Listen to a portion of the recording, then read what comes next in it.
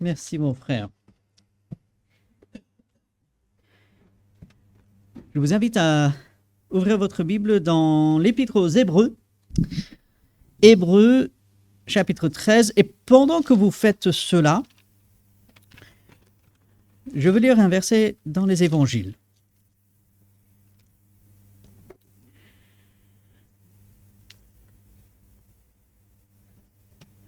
Donc, vous cherchez Hébreux chapitre 13 et en même temps, ce verset de Matthieu chapitre 24, verset 6.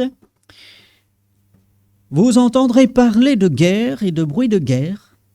Gardez-vous d'être troublés, car il faut que ces choses arrivent, mais ce n'est pas encore la fin. Devant toutes les actualités qu'on peut entendre dans le monde aujourd'hui, gardons ce verset dans notre esprit.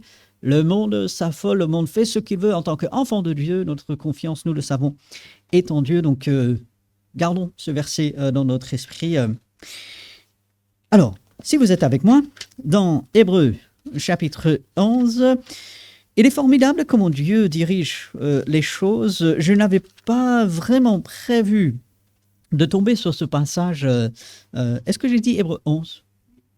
Hébreux 12.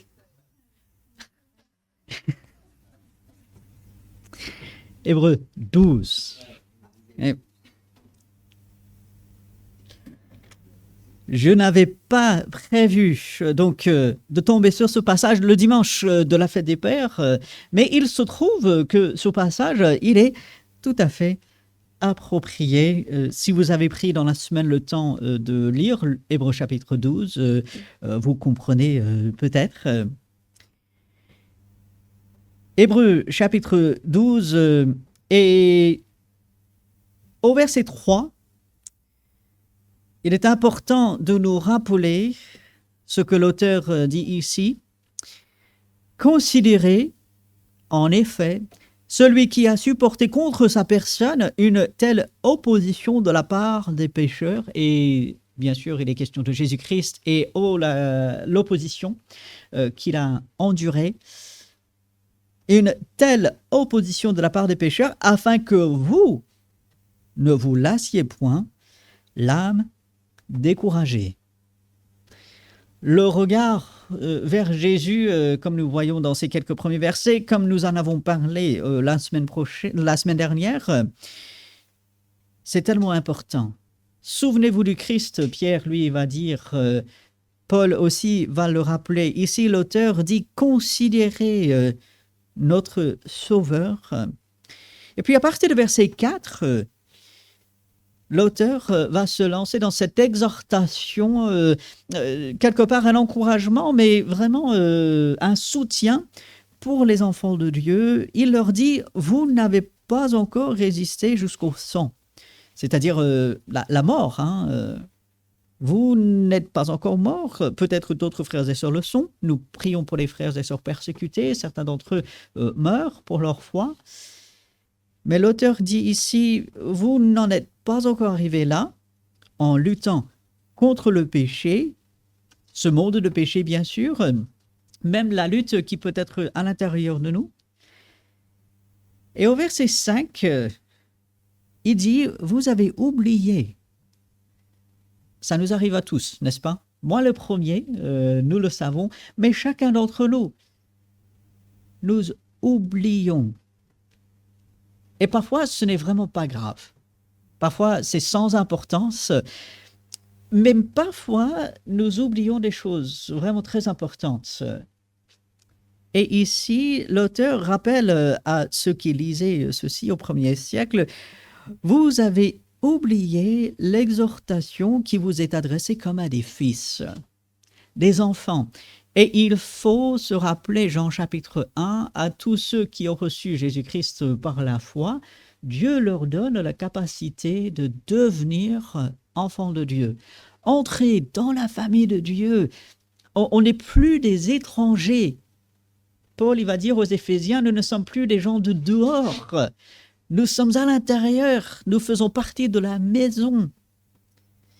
Nous avons, bien sûr, notre place là. Il dit, vous avez oublié l'exhortation qui vous est adressée comme à des fils. Et je veux prendre quelques instants pour soulever le fait que ceci est adressé aux enfants de Dieu. Si on n'est pas enfant de Dieu, ceci ne s'adresse pas à nous. Être enfant de Dieu, être fils, fille, faire partie de la famille de Dieu est la clé de tout. On devient enfant de Dieu, bien sûr. On ne le naît pas. On devient en reconnaissant Jésus comme son sauveur et en lui demandant de nous sauver. Ici, on a affaire à des fils, on a affaire à des enfants de Dieu. Et l'auteur va rappeler des versets dans le livre des Proverbes par rapport à cela. Et bien sûr, si je suis enfant de Dieu, si je peux, devant le Seigneur, dire « j'ai accepté Christ comme mon sauveur », cette exhortation s'adresse à moi. Et les sœurs, cette exhortation s'adresse à vous aussi. Ce n'est pas parce que c'est le Fils, c'est au masculin, non, c'est à chaque enfant de Dieu. Et quelle est cette exhortation ? Peut-être une exhortation qu'on n'aime pas, on ne veut pas entendre. Mon fils, ne méprise pas le châtiment du Seigneur. Ah, châtiment. Tout de suite, on a mal. Quand on est châtié, mais c'est une citation du livre des Proverbes. Vous pourrez aller voir cela par la suite si vous voulez noter Proverbes chapitre 3. Mon fils, ne méprise pas le châtiment du Seigneur. Comme je disais tout à l'heure, nous sommes le dimanche de la fête des pères. Et les pères sont censés faire un bon travail. Les pères sont censés se conduire justement, honnêtement, de manière équilibrée, avec fermeté, mais aussi avec douceur. Les pères sont censés refléter Dieu. Mais c'est très, très souvent, je dirais toujours, le cas qui le font mal. Et parce que nous voyons nos pères devant les yeux, parce que nous subissons des choses pour le meilleur, pour le pire de leur part, ça peut fausser notre conception de Dieu. Et lorsque nous lisons que Dieu châtie comme un père, on se dit « Ah, Dieu, il est comme mon père, aïe. S'il est comme ça, je n'en veux pas. » Si Dieu il est comme mon père, aussi bien qu'il a été, ça je ne veux pas. Ah non, non, non, non, non. Et voilà pourquoi il faut bien comprendre ce passage, parce que le passage ne dit pas que Dieu est comme nos pères. Heureusement, Dieu il est tellement plus grand. Dieu il est parfait, Dieu ne fait pas d'erreur. Dieu est parfaitement équilibré et dosé dans tout ce qu'il fait et dans tout ce qu'il dit. Le passage dit, les pères devraient imiter le Seigneur, Dieu lui-même. Et si nous revenons à ce verset 5, « Mon fils, ne méprise pas le châtiment du Seigneur, ne perds pas courage lorsqu'il te reprend. » Pourquoi ? Parce qu'on n'aime pas. Non, mais papa, tu me l'as déjà dit. Non, mais papa, je le sais. Mais papa, laisse-moi tranquille. Les enfants disent jamais ça, n'est-ce pas? Pourquoi vous rigolez? Je crois, chacun d'entre nous, même si on ne l'a pas dit, on a au moins eu la pensée. Moi, je sais, chez nous, répondre aux parents, dire ce que je viens de dire, n'était jamais toléré. Et je dirais à un tel point où ça ne me viendrait presque même pas à l'esprit de le dire. Et pourtant, lorsque on est repris, lorsque on est châtié, et on va revenir sur cette idée dans un instant, on se dit, mais c'est pas la peine. Non, mais ça, je ne veux pas. Ça fait trop mal. À quoi bon? Ne pas mépriser, ne pas perdre courage. Et on se dit, mais pourquoi Dieu châtierait? Pourquoi Dieu, il s'en prendrait à moi? Vous lisez le livre de Job, c'est Job qui a un peu ce langage. Dieu, il s'en prend à moi alors que je ne le mérite pas. Lorsque nous lisons ce verset 5, Dieu agit toujours sur la base de ce que nous faisons. Si Dieu est emmené à châtier, c'est parce que dans un domaine précis, j'ai manqué à quelque chose, je lui ai désobéi. Dieu ne châtie jamais gratuitement. Dieu ne châtie jamais dans le flou. Vous savez, parfois, les parents, pour X raisons, ils peuvent être énervés, voilà, pour toutes sortes de raisons. Et puis, ils s'en prennent, enfin, ils châtient les enfants, mais les enfants, ils ne savent pas pourquoi. Bah, j'ai été puni. Et si on demandait à l'enfant, mais pourquoi tu as été puni? Bah, je ne sais pas. Dieu n'est jamais comme cela. Dieu, lorsqu'il châtie, lorsqu'il reprend, c'est toujours dans un but précis, et ce sera avec précision, et il ne nous laissera jamais en disant ben voilà, bien fait pour toi, cherche, forcément tu as fait quelque chose de mauvais, donc voilà. Non, non, non, non, non. Dieu, il est trop bon pour faire cela. Et finalement, c'est ce que nous voyons au verset 6. Le Seigneur châtie celui qu'il aime. Dieu va reprendre, non pas dans le flou, ah tiens, aujourd'hui, ça va pas, donc je vais châtier mes enfants. Ben non, non, non, non, non. Et lorsqu'on le dit comme cela, est-ce que vous vous rendez compte combien c'est ridicule cette pensée? Mais parfois, Satan veut nous faire croire que Dieu, il s'en veut à nous. Que Dieu nous punit, même si nous, on ne sait pas, lui, il le sait, donc on le mérite bien. Non. Dieu nous châtie. Alors, il faut comprendre la punition, hein? Non pas pour faire mal. On a cette idée que Dieu, il veut aller jusqu'à ce que ça fasse mal, et il faut que ça fasse mal, parce que si ça ne fait pas mal, c'est pas valable. Non, non, non, non, non, non, non, non, non.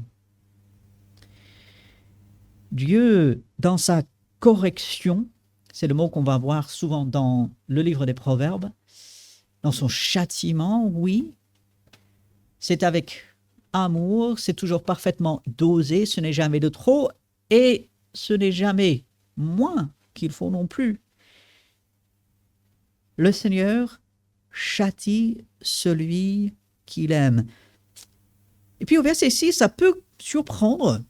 Il frappe de la verge tous ceux qu'il reconnaît pour ses fils. Ah, mais Dieu, il est pour la violence alors? En aucun cas. Non. Encore une fois, de quoi ce verset parle-t-il? Ce verset parle de quelqu'un qui a désobéi à Dieu, qui a péché et qui persiste là-dedans, et Dieu est obligé de corriger ce péché. Et bien sûr, ça peut prendre des proportions, on va dire, physiques.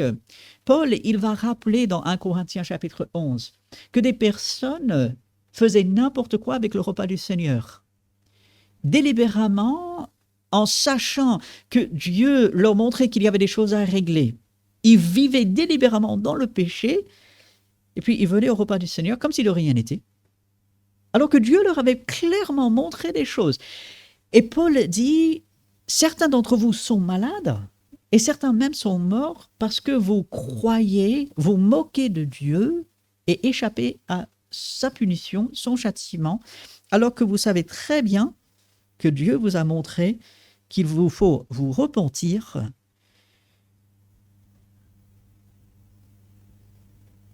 Dieu n'est pas indifférent si nous sommes dans le péché, et il va nous le montrer clairement. En même temps, Dieu ne veut pas que Dieu veut qu'on s'examine, mais Dieu veut qu'on laisse sa lumière, à la fois de sa parole et de son esprit, nous éclairer là-dessus. Il ne veut pas qu'on devienne obsédé par le péché, mais d'être à l'écoute de sa voix. Ah tiens, mon enfant, là, tu as péché, alors change. Et si on ne change pas, je vais faire intervenir le châtiment. Le châtiment de Dieu est toujours par amour. Et les pères, surtout les pères enfants de Dieu, doivent s'inspirer du modèle de Dieu. Leur correction également, lorsqu'ils l'apportent, doit être faite avec amour. Tout d'abord, un amour pour Dieu, et puis un amour pour les enfants. Et puis au verset 7, il est intéressant que l'auteur fait ce lien entre ce châtiment et en fait le salut. Supporter le châtiment. Ça fait mal ça. Moi, je préfère le joug doux, le fardeau léger de Jésus. Jésus dit, je suis venu apporter pour ceux qui sont fatigués du repos. Supporter le châtiment, c'est lourd ça fait mal. Supporter le châtiment, c'est comme des fils que Dieu vous traite. En fait, le châtiment de Dieu, qui n'est pas toujours physique, comprenons, et ça ne va pas toujours à l'extrême. D'ailleurs, rarement, lorsqu'on se repent devant le Seigneur, Dieu n'a pas besoin d'envoyer son châtiment. Mais la correction de Dieu nous montre que nous lui appartenons. Et ça montre que Dieu s'intéresse à nous. Est-ce que Dieu s'intéresse à moi? Si je suis son enfant, absolument. Dieu, il a l'œil sur moi. Et lorsque nous allons mal, lorsque nous sommes dans la persécution, lorsque tout peut être semblé noir, lorsqu'on ne sait plus où donner de la tête, Dieu s'intéresse à moi. Dieu ne me laisse pas. Et c'est merveilleux de pouvoir s'en souvenir. C'est comme des fils, des enfants que Dieu vous traite, car quel est le fils qu'un père ne châtie pas? Un père indifférent, c'est pas bon. Un père qui laisse ses enfants faire n'importe quoi, ce n'est pas bon. Un père qui laisse les autres s'occuper de ses enfants n'est pas bon. Verset 8, « Mais si vous êtes exempts du châtiment auquel tous ont part, vous êtes donc des enfants illégitimes et non des fils. » Il emploie un langage très fort ici. Notre traduction l'a un peu édulcoré, mais ce sont des termes très forts. Si on n'est jamais repris par le Seigneur dans aucun domaine, si on n'entend jamais le Saint-Esprit nous convaincre de péché, là, tu fais mal, tu as fait mal, tu as pensé mal, et il faut changer. Si on n'expérimente jamais cela, où est Dieu? Mais lorsque Dieu nous reprend et nous dit, voici le chemin, marche-y, c'est une preuve que nous sommes enfants de Dieu et que nous lui appartenons. Et puis, à partir du verset 9, l'auteur va dire, dans le domaine humain, ici sur la terre, on accepte ces vérités. Pourquoi on ne l'accepterait pas avec Dieu? Verset 9.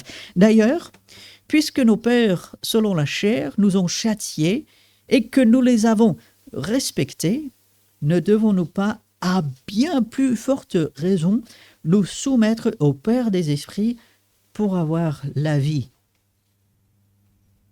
Dieu, il veut notre bien. Dieu, il a l'œil sur nous. Dieu s'intéresse à ce que je fais et Dieu s'intéresse à ce que je lui obéisse et que je reste dans la bonne voie de la fidélité à sa parole. Mais dans un monde qui cherche à m'attirer loin de Dieu, dans un monde qui me tente avec des plaisirs, dans un monde où ça devient de plus en plus difficile de rester attaché à Dieu, de savoir que Dieu nous rappelle à lui et que Dieu nous donne des moyens pour rester fidèles à lui. Et que Dieu, il est pour la vie, bien sûr, et on peut penser à la vie éternelle. Mais je vois ici un peu plus la vie physique. Lorsque nous suivons le commandement de Dieu, lorsque nous faisons le bien, lorsque nous nous attachons à ce qui est juste et bon et droit, il y a plus de chances, permettez le mot, de vivre une bonne vie. Bien sûr, il y a la persécution et des chrétiens auxquels cet auteur écrivait vivaient cela. Mais lorsque nous obéissons à Dieu, Dieu se charge de notre vie. Alors que si je m'éloigne de Dieu, si je vis ma vie comme je veux, je vais sombrer dans les mauvaises choses.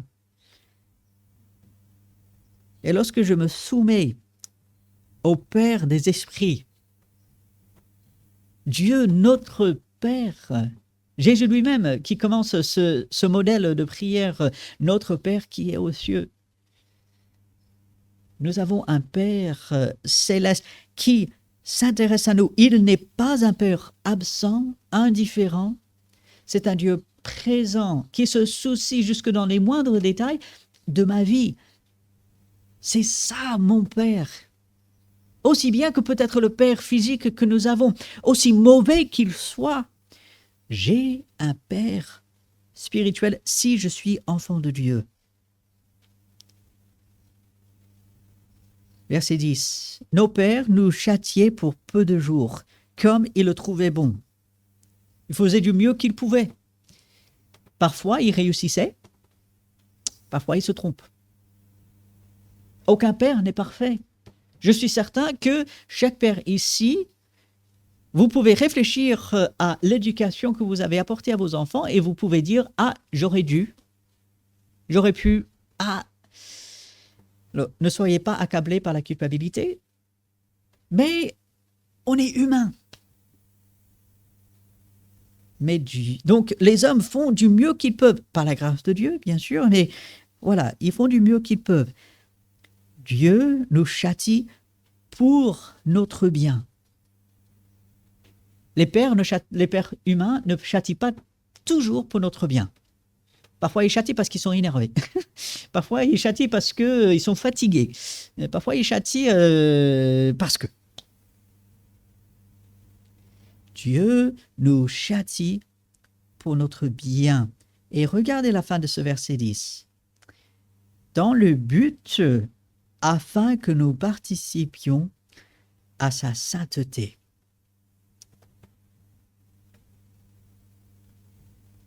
Le but de Dieu, c'est notre sanctification, c'est la progression, c'est la ressemblance à Jésus-Christ. Et je ne suis pas parfait en lui-même. Et il m'arrive de me tromper. Il m'arrive, malgré l'Esprit de Dieu qui est en moi, de tomber dans le péché.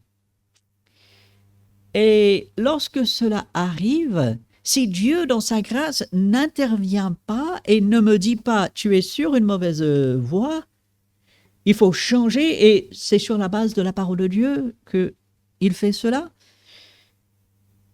je risque de continuer dans cette mauvaise voie, de m'écarter de sa volonté, de ne pas vivre la vie que lui, il veut. Et donc Dieu, dans sa bonté et dans son amour, nous ramène. Et bien sûr, ça peut être par cette douce voix, mais mon enfant, tu te rends compte de ce que tu fais? Allez, reviens. Et si on écoute cette voix, c'est suffisant. Gloire à Dieu, on ramène et on revient avec le Seigneur et on continue. Si on persiste dans notre voie de péché, alors que le Seigneur très clairement nous montre, mais non, ce n'est pas ça. Oui, Dieu va nous châtier, non pas pour nous faire du mal, non pas pour susciter je ne sais pas quoi en nous, non pas pour que nous ayons honte, non pas pour nous écraser, mais pour nous faire participer à sa sainteté, pour nous faire ressembler de plus en plus à lui. C'est quelque chose d'extraordinaire que Dieu veut que je participe à sa sainteté, à sa perfection, autrement dit. C'est vraiment quelque chose d'extraordinaire. Et bien sûr, il est vrai que tout châtiment semble d'abord un sujet de tristesse et non de joie. Forcément, si on est repris, si on est châtié, et là on peut incorporer l'idée de cette punition physique, alors il faut bien faire la distinction entre châtiment biblique, dont il est question ici, et la violence et l'abus que les hommes peuvent commettre. D'accord ? C'est deux choses totalement différentes. Et c'est parce que la société n'a pas compris cela que la société a dit « Ah, ben, c'est tous pareil, donc on va interdire tout. » Alors, le but ce matin n'est pas de faire la distinction entre ces deux choses, mais sachez que l'abus physique n'est jamais, jamais excusé par la Bible et toujours, toujours condamné. Que ce soit envers un enfant, un adulte, qui que ce soit, homme, femme, peu importe, la violence physique est toujours condamnée et doit être condamnée encore aujourd'hui. Le châtiment de Dieu n'est pas ça. Et le châtiment semble d'abord un sujet de tristesse et non de joie. Mince, j'ai été pris, j'ai été découvert. Maintenant, je suis châtié, ça fait mal. Mais le but n'est pas de faire mal. Le but n'est pas de secouer la personne pour que la personne se rende compte « Ah oui, j'ai mal agi ». Et dans un sens, le but du châtiment n'est pas de dire « Ah, ça a fait tellement mal, je ne recommencerai plus ».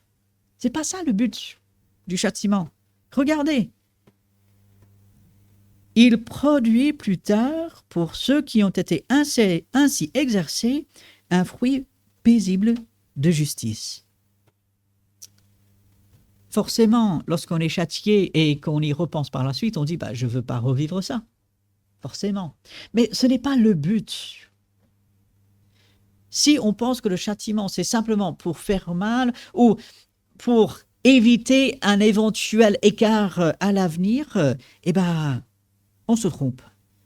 Dieu n'agit pas comme cela. Ce que Dieu veut produire n'est pas simplement une conformité à un ensemble de règles. Fais ceci, fais pas cela.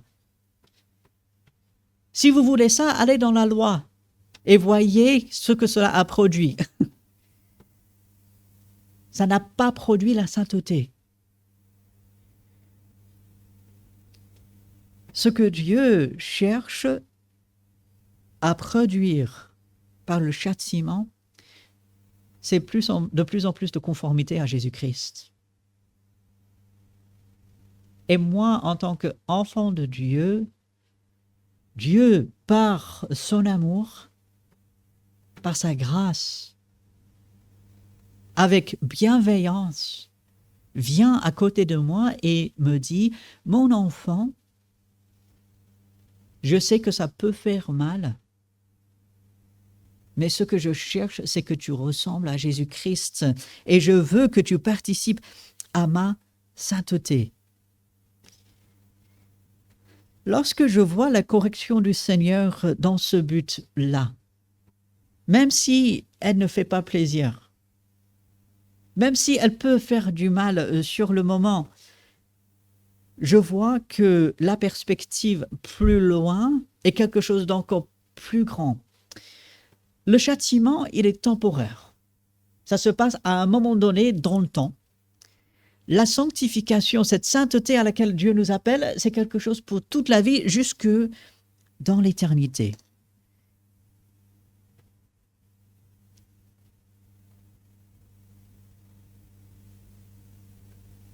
Paul, l'apôtre ici, l'auteur plus exactement, alors qu'il écrit à ces chrétiens persécutés, il semble que ces chrétiens pensaient qu'ils subissaient cette persécution dans un sens comme un châtiment de la part de Dieu. Et je suis convaincu que l'auteur veut les encourager que non. Que cette persécution n'était pas la punition de Dieu. Ah, vous avez été des mauvais chrétiens et maintenant j'envoie la persécution pour vous faire souffrir parce que vous êtes des mauvais chrétiens. Je suis convaincu que c'est une lecture complètement erronée de ce passage.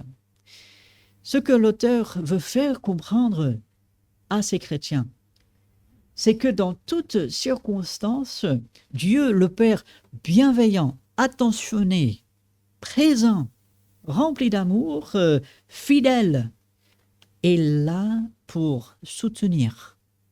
Et que cette persécution n'est pas le résultat de leur désobéissance. Cette persécution est le résultat de la méchanceté et du péché des autres.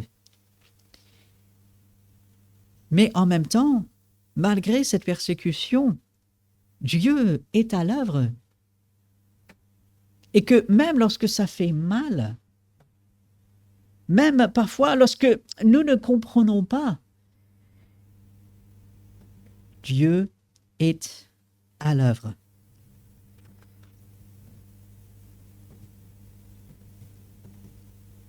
Quelque chose qui revient souvent dans cet épître, c'est que les enfants de Dieu étaient prêts à lâcher.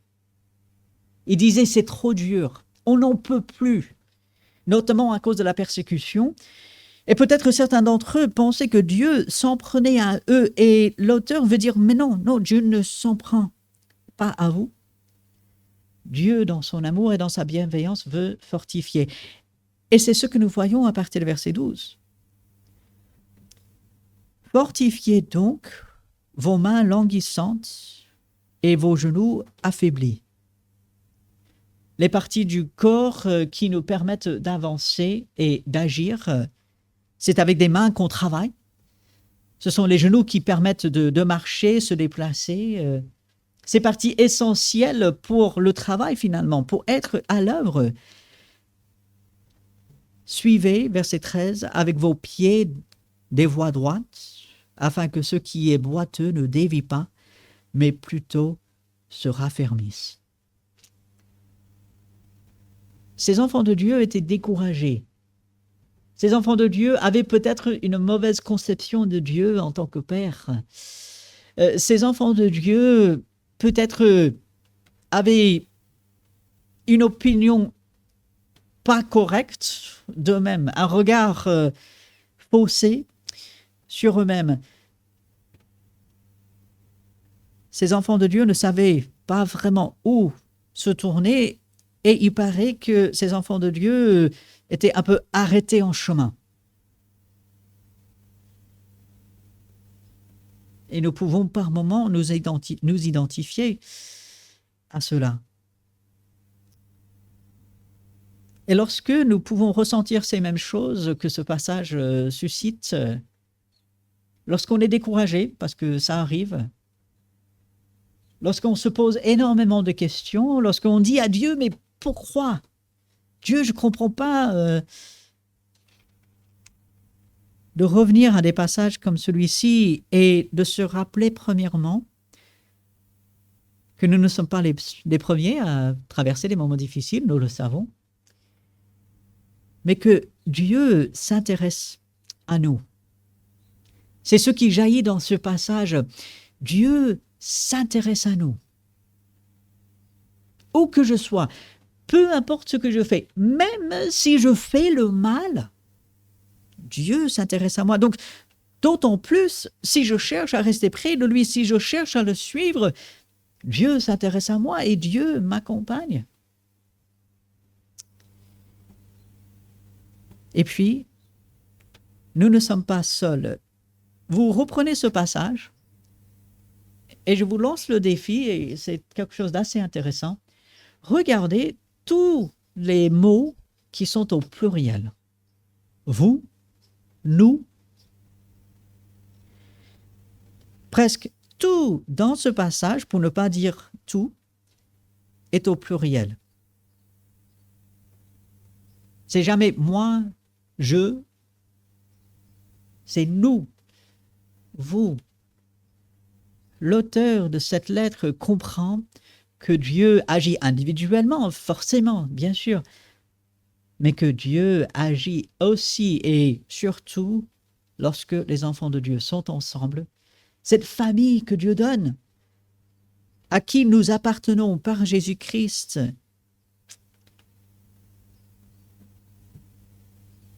Lorsque je vois que Dieu s'intéresse à moi et qu'il me donne une famille en Christ, et que cette famille en Christ est tellement meilleure que la meilleure famille humaine. Vous savez, il y a des familles brisées, des familles à problème, des familles où vraiment ça se passe pas bien. Il y a d'autres familles où ça se passe relativement bien, du moins avec les apparences. Mais quand on creuse un peu, toute famille, on va trouver des failles, ça ne se passe pas bien. La famille de Dieu, pour tous ces problèmes, c'est Dieu qui la donne et qui la fait. Et si je suis enfant de Dieu, j'ai le privilège d'en faire partie. Et Dieu est mon Père, il est le Père parfait qui me fait du bien toujours, qui agit avec bienveillance et jamais avec dureté, avec colère. Vous cherchez dans la Bible, la colère de Dieu n'est pas pour ses enfants. C'est pour les rebelles, c'est pour ceux qui refusent Dieu. Dieu est un Dieu bienveillant. Et même lorsqu'il est emmené à corriger ses enfants, c'est avec amour et c'est pour leur faire participer à sa sainteté. Nous sommes appelés à la sainteté. Dieu, il va le dire à son peuple et Pierre va le reprendre. « Soyez saints, car je suis saint, dit Dieu. » Et un des moyens, non pas le moyen principal, mais un des moyens, c'est de corriger le péché en nous. Et j'arrive à participer à la sainteté de Dieu. C'est quelque chose de tellement extraordinaire. Et ça, c'est notre Dieu, notre Père. Et aujourd'hui, alors que nous pensons aux pères terrestres, qui sont peut-être là, qui sont peut-être plus là, le Père céleste est là et il nous aide, il nous soutient, il agit en nous et pour nous. Et voilà pourquoi ces derniers versets que j'ai lus tout à l'heure, fortifiez donc vos mains languissantes, vos genoux affaiblis, suivez avec vos pieds des voies droites, afin que ce qui est boiteux ne dévie pas, mais plutôt se raffermisse, solides, prêts à l'œuvre, participant à l'œuvre de Dieu, allez de l'avant, continuez, ne pas baisser les bras, ne pas s'arrêter en chemin, d'avancer avec le Seigneur, de continuer dans la voie, dans cette carrière qui est ouverte par Jésus-Christ. Verset 1 nous le rappelle. Tout cela est possible et la volonté de Dieu pour chacun de ses enfants, hommes, femmes, quel que soit notre âge. Nous avançons. Et lorsque nous sommes fatigués, lorsque nous sommes découragés, de revenir à des passages comme celui-ci et de dire oui, ça c'est la volonté de Dieu et je vais continuer parce que Dieu est le bon Père céleste. Il est mon bon Père céleste et ça me permet d'avancer. Mais comme toujours, il est évident, nous avons besoin de son aide. On n'y arrive pas seul. Si on y arriverait seul, pas besoin de Dieu. Si on y arrivait seul, pas besoin de sa parole, mais nous avons besoin de lui. Et ainsi, pendant quelques instants, nous allons nous remettre entre ses mains par une prière silencieuse, quelques instants de silence devant le Seigneur. Et ensuite, je terminerai par un mot de prière et nous chanterons un dernier chant. Notre Dieu et Père, nous sommes devant toi et nous te louons que tu es le Père parfait. Tu es le Père céleste qui agit toujours avec amour et bienveillance envers nous. Et dans ton amour, dans ta grâce, tu nous fais participer à ta sainteté. Tu nous ramènes à toi lorsque nous nous en écartons. Tu nous gardes près de toi par ta parole. Tu es avec nous et tu nous fais avancer. Nous te louons, Seigneur, pour cela, et nous implorons ton aide et ta grâce pour pouvoir avancer. Nous demandons à ce que tu redresses tout ce qui dévie, que tu nous gardes sur la bonne voie avec toi, que tu enlèves de notre vie tout ce qui ne te plaît pas, tout ce qui n'est pas à ta gloire, Seigneur. Que tu nous donnes de la persévérance, que tu nous gardes du découragement, que tu nous aides à agir comme toi tu le veux toujours, à tout moment pour ta gloire. Nous implorons ton aide, Seigneur, parce que nous sommes insuffisants pour ces choses. Aide-nous dans toutes nos interactions également de refléter ton amour, de refléter ta bienveillance, de refléter tout ce que tu es, Seigneur. Aide-nous à apporter cela autour de nous et que tu sois glorifié par cela parce que c'est toi qui l'auras fait. Et c'est en ton nom que nous prions. Amen. Alors, pour terminer, bien sûr, la parole de Dieu est au centre. On se fait du bien les uns les autres et tout, mais c'est vraiment la parole de Dieu qui est au centre. Et je vous laisse avec ce beau verset de 2 Thessaloniciens, chapitre 3, verset 5. Que le Seigneur dirige vos cœurs, chacun, vers l'amour de Dieu et vers la patience de Christ. Alors, allez avec la paix de Dieu, allez avec sa parole. Très bon dimanche à chacun. Saluez-vous les uns les autres. Que Dieu vous donne une bonne semaine.